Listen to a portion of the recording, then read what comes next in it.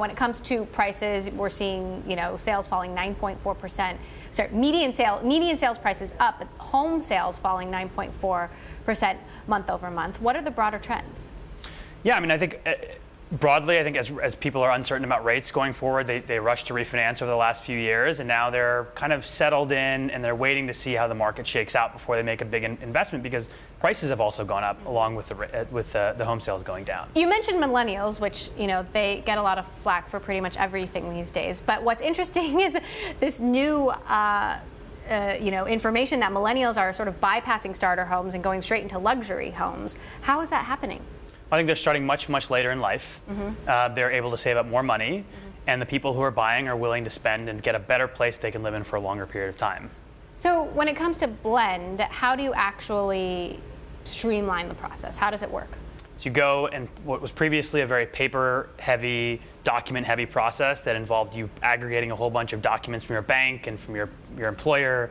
We take that all online for existing financial institutions. Wells Fargo and US Bank announced this morning they're working with us. And they take that and we make that an online consumer-friendly process where they can aggregate data instead of aggregating documents, and then do everything online, signing, everything all the way to signing. How does that speed up the process? Well, how much can that speed up the process? Because it's a very cumbersome process. It's a very cumbersome process. In fact, if you go search Google for, buying a home, and you start the search for that, and the first 3 results are is scary, is a nightmare, is terrible.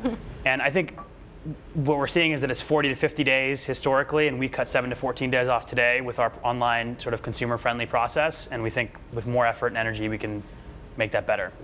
The competition to your business seems to be banks in general just taking this whole process in-house. What is the incentive to work with you? Yeah, this is all we do as a company. We build the software that can make the lending better. Blend stands for better lending. We think we want to bring simplicity and transparency to consumer finance, and we want to do it through partnership with the existing infrastructure that's out there. This is all we do. We're built to partner with banks, and so they're willing to partner with us. Do you think streamlining the process could actually lead to an increase in home sales?